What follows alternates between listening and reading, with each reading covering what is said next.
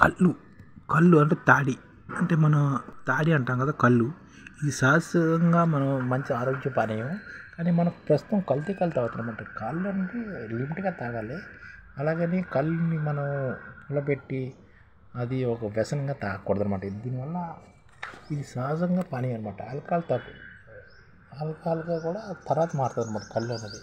దీన్ని తాడి చెట్టు, వేతి చెట్టు మొదలైన పామే కుటుంబానికి చెందిన అనేక చెట్ల నుంచి కళ్ళుని తీస్తారన్నమాట. ఈ చిక్కని తెల్లని ద్రవంగా ఉంటుందన్నమాట. కళ్ళును ఆఫ్రికా ఖండము, దక్షిణ భారతదేశం, ఫిలిప్పీన్స్ ప్రాంతాల్లో ఎక్కువగా వాడుతుంటారు. ఈ కళ్ళు లాంటివి మరికొన్ని పానీయాలు కూడా ఉన్నాయన్నమాట. ఈ బంగు, సారాయి, తాటి ఈత చెట్టగల మట్టలను 4-5 సార్లు చెక్కడం ద్వారా ఆ మట్ట నుండి వచ్చే కళ్ళును కుండలో కట్టి సేకరిస్తుంటారన్నమాట. మొదటగా లోపలి మట్టను చెక్కి వారం పాటు దాన్ని అలాగే మొదలు పెడతారన్నమాట. వారం తర్వాత మళ్ళీ దాన్ని చెక్కుతారు. అప్పటి నుంచి కళ్ళు తాగడం మొదలవుతామన్నమాట. తాటి కళ్ళని అయితే రోజు తీస్తారు. ఈత కళ్ళు అయితే 3 రోజులకు ఒకసారి తీస్తారన్నమాట. తాటి కళ్ళను, ఈత కళ్ళు మనం ఇప్పుడు ప్రస్తుతం కళ్ళు వాడకం తగ్గిపోయింది హైదరాబాద్లోని. అంతా నాటు ఇంగ్లీష్ ఎక్కువ వాడుతున్నారు. కానీ ఒరిజినల్ కళ్ళు చాలా మంచిదే. సాధారణంగా ఒరిజినల్ కళ్ళు లిమ్గార్ రుచిని కలిగి ఉంటుంది అన్నమాట. కళ్ళని నిషా లేకుండా తాగాలన్నమాట వచ్చిన వెంటనే.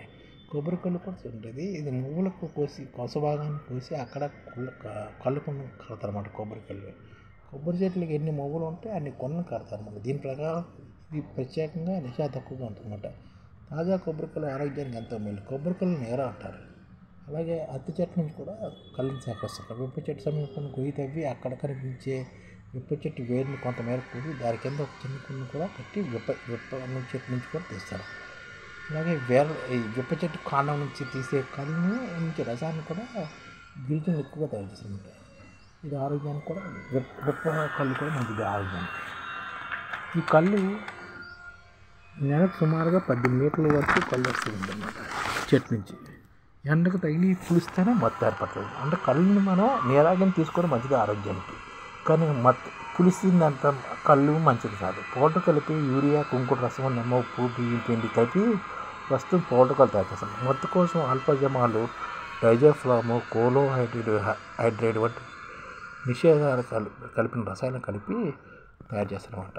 ప్రోటీన్, విటమిన్ సి, అమినో ఆమ్లాలు, పొటాషియం, జింకు, కార్బోహైడ్రేట్స్, ఐరన్, ఆక్సిడెంట్లు కళ్ళలో పుష్కలంగా ఉంటాయి.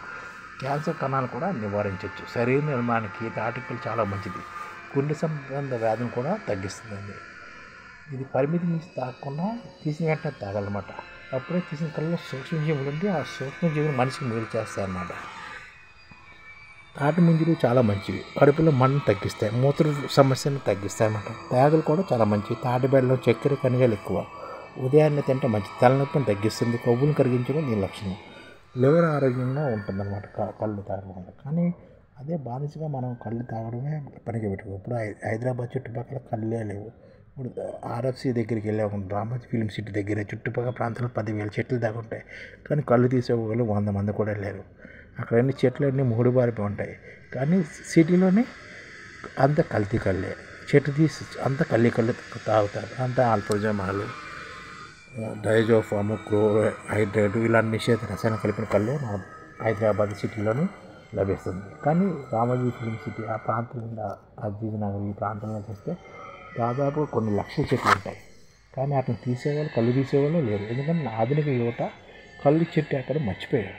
వాళ్ళు ఎంతసేపు లగ్జరీ జీవితం అనుభవించడానికి ఎక్కువ కృషి చేస్తున్నారు. ఈ ఛానల్ ముఖ్య ఉద్దేశం ఏంటంటే మన తెలుగు రాష్ట్రాల్లో 1 కోటి మందికి సంఘటిత రంగాల్లో ఏ విధంగా ఉద్యోగాలు ఇవ్వవచ్చు, కనీస నెల జీతం 30,000 వరకు ఏ విధంగా ఇవ్వవచ్చు, ఏ విధంగా చేస్తే ఉద్యోగాలు సృష్టించబడతాయో వివరిస్తూ ఈ ఛానల్ వీడియోలు వస్తాయి. అలాంటి వీడియోలు మీకు కావాలంటే మన ఐడిఎఫ్ భాస్కర్ ఛానల్ని సబ్స్క్రైబ్ చేసుకోండి. ఐడిఎఫ్ అంటే ఇండియన్ డెవలప్మెంట్ ఫోర్స్. ఈ వీడియోలు చూసిన తర్వాత మీకు నచ్చితే లైక్ చేయండి, మీ ఫ్యామిలీ మెంబర్స్కి షేర్ చేయండి, మరియు మీ ఫ్రెండ్స్కి షేర్ చేయండి. Thank you. నమస్కారం.